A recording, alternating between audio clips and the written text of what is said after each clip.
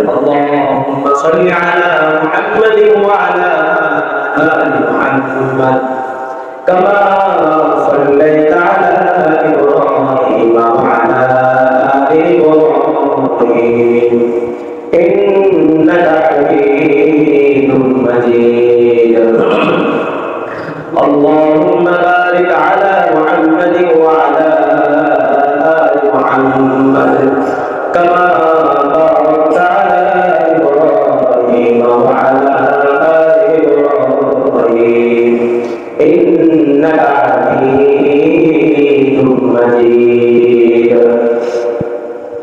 رخصار سے ملکا کا سودا پردہ اٹھاؤ رخصار سے ملکا کا سودا پردہ اٹھاؤ للہ مجھے حسن خدا داد دکھا دو للہ مجھے حسن خدا داد دکھا دو اے بحر کرم صدق حسین بن علی کا اے بحر کرم صدق حسین بن علی کا प्यासा हो मुझे शरबत दीदार पिला दो प्यासा हो मुझे शरबत दीदार पिला दो मजबूर हूँ अली सैयद आलम मजबूर हूँ अली सैयद आलम दीदार दिखाते नहीं आवाज़ सुना दो दीदार दिखाते नहीं आवाज़ सुना दो আলহামদুলিল্লাহ মহান রব্বুল আলামিন অশেষ শুকর সুন্দর যে রব্বুল আলামিন আমাদেরকে গত সপ্তাহের এই সপ্তাহ আল্লাহ রব্বুল আলামিনের দুইবার বিধান আদায় করার জন্য তার পূর্বে মসজিদে কিছু কোরআন ও হাদিসের আলোচনা শোনানোর জন্য রব্বুল আলামিন আমাদেরকে দয়া করেছেন কবুল করেছেন এই জন্য মসজিদে এসেছেন এই জন্য আমরা কবুল দরবারে শুকর আদায় করি আলহামদুলিল্লাহ আলহামদুলিল্লাহ আমি আপনাদের সামনে গত সপ্তাহে আলোচনা করেছিলাম নামাজ সম্পর্কে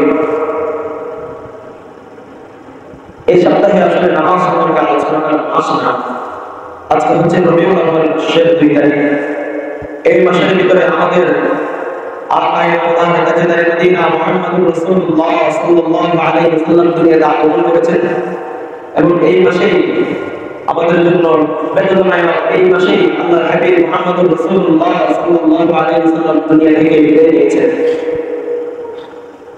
যাতে করে আমাদের নবী মুহাম্মদুর রাসূলুল্লাহ সাল্লাল্লাহু আলাইহি ওয়াসাল্লাম এই মাসে দুনিয়াতে আগমন করেছেন এই জন্য এই পুরো মাস ব্যাপী আমি নিয়ত করেছিলাম সিরাতের মুস্তাকিমের আলোচনা করব সর্বপ্রথম আজকের যে আমাদের আলোচনা সেই আলোচনা হচ্ছে মুহাম্মদুর রাসূলুল্লাহ সাল্লাল্লাহু আলাইহি ওয়াসাল্লাম দুনিয়াতে কেমন করে আগমন করেছেন আমাদের জন্য কি রহমত স্বরূপ করে আগমন করেছেন নাকি আমাদের জন্য কষ্টদায়ক করে আগমন করেছেন এই সম্পর্কে আজকের আলোচনা আল্লাহর হাবিব মুহাম্মদুর রাসূলুল্লাহ সাল্লাল্লাহু আলাইহি ওয়াসাল্লাম দুনিয়াতে আগমন করেছেন এই মাসের 8 তারিখ 9 তারিখ 11 তারিখ 12 তারিখ এই 4 তারিখের যে কোনো এক তারিখের ভিতরে আল্লাহর হাবিব মুহাম্মদুর রাসূলুল্লাহ সাল্লাল্লাহু আলাইহি ওয়াসাল্লাম দুনিয়াতে আগমন করেছেন এবং এই দুনিয়াতে আগমন করেছেন তিনি এটা নিয়ে অনেক ইখতিলাফ অনেক দ্বিমত রয়েছে উলামায়ে হাক্কানিয়াতের ভিতরে অনেক ধরনের দ্বিমত রয়েছে কিন্তু আল্লাহর হাবিব মুহাম্মদুর রাসূলুল্লাহ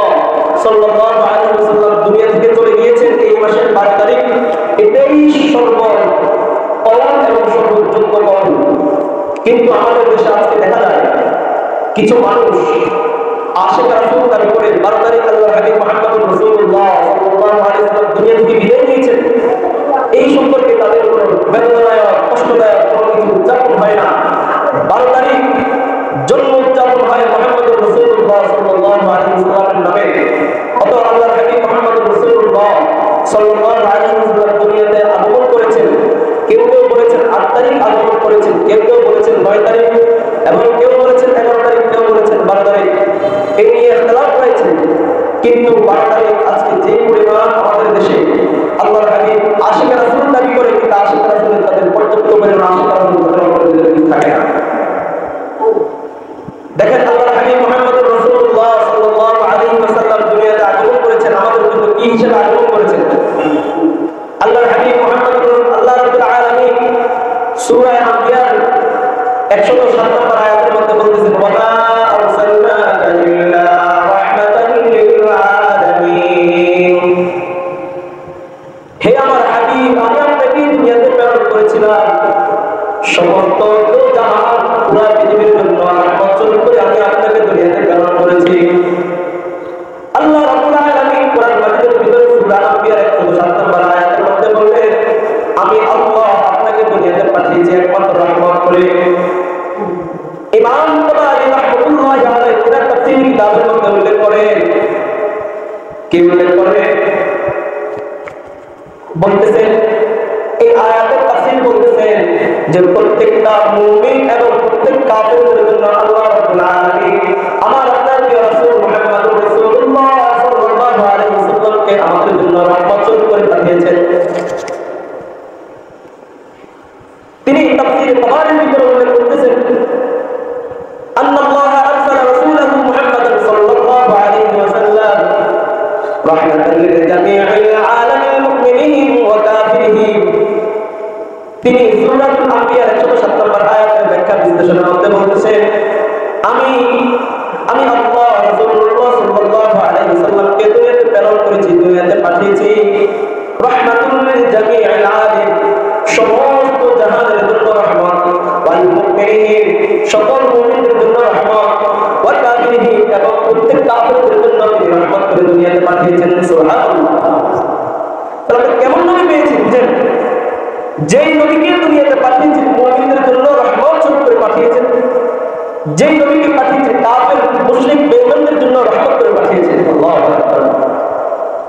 এবার আসেন মুমিনদের জন্য কেমন করে রহমত করে পাঠিয়েছেন, মুমিনদের জন্য কি করে রহমত করে পাঠিয়েছেন? শুধু আমরা শুনতেছি রহমত করে পাঠিয়েছেন, কি হিসাবে রহমত করে পাঠিয়েছেন মুমিনদের জন্য সেটা আমরা জানতে হবে। দেখেন ইমাম তাবারি রাহমাতুল্লাহি আলাইহি তাফসীরে উল্লেখ করতেছেন فأما مؤمن فقد هداه الله به মুমিনদের জন্য আল্লাহর হাবিব মুহাম্মদুর রাসূলুল্লাহ সাল্লাল্লাহু আলাইহি ওয়াসাল্লাম রহমত স্বরূপ করে দুনিয়াতে এসেছেন। فقد هداه الله به আল্লাহ রাব্বুল আলামিন আমাদের নবীর উসিলায় আমাদেরকে হেদায়েত দান করেছেন। সুবহানাল্লাহ। কার উসিলায়? মুহাম্মদুর রাসূলুল্লাহ সাল্লাল্লাহু আলাইহি ওয়াসাল্লামের উসিলায় আমাদেরকে সিরাতুল মুস্তাকিমের যে রাস্তাটা রয়েছে সেই রাস্তা আমাদেরকে দেখিয়ে দিয়েছেন। সুবহানাল্লাহ। তারপরে কি বলেন?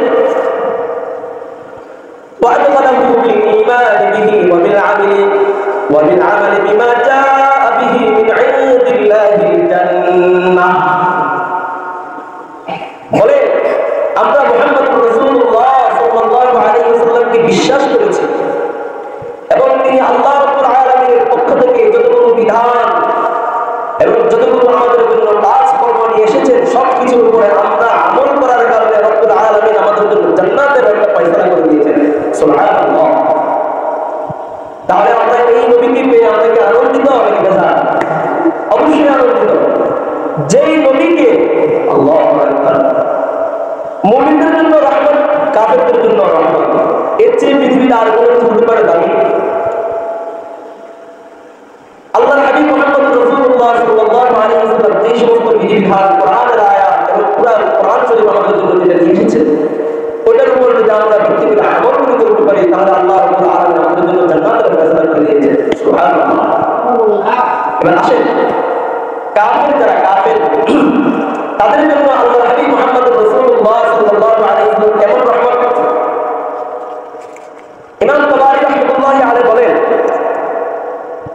فأما الكافرون فقد دفع عنه عاجل البلاء من الذي كان ينزل بالأمم كذبت رسلنا من قبل। বলতেছেন আমাদের নবীর পূর্বে যত নবী নিয়ে আগমন করেছেন প্রত্যেক নবীর আমলে, প্রত্যেক নবীর আমলে কাফেররা যখন ওই নবীর কথা মানতেন না আল্লাহ রাব্বুল আলামিন সাথে সাথে ওই কাফেরদেরকে ধ্বংস করে দিতেন।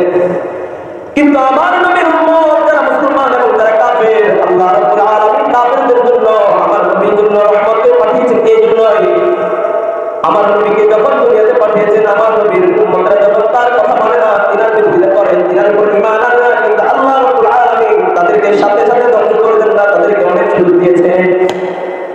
এই জন্য আমার নবী কাফেরদের জন্য রহমত। সুবহানাল্লাহ।